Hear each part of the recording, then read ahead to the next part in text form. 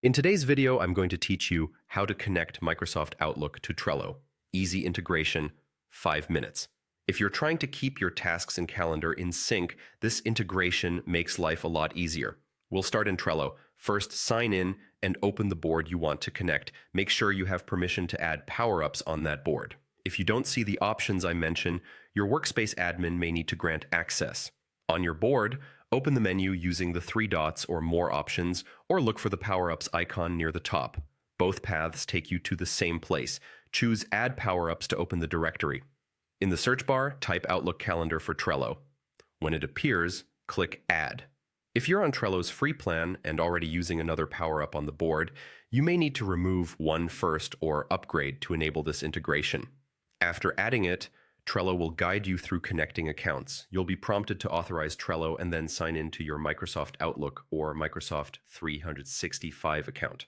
Approve the requested permissions so the two tools can talk to each other securely. During setup, you may be asked to select which Outlook calendar you want to use. Choose the one where you want your Trello dates to appear. If there are options for one-way or two-way sync, pick what suits your workflow. Two-way sync means changes in Outlook can update Trello, and vice versa. Once connected, the power-up begins syncing. Any Trello card with a due date will appear as an event on your Outlook calendar. If your cards use start and due dates, you'll see a proper time range.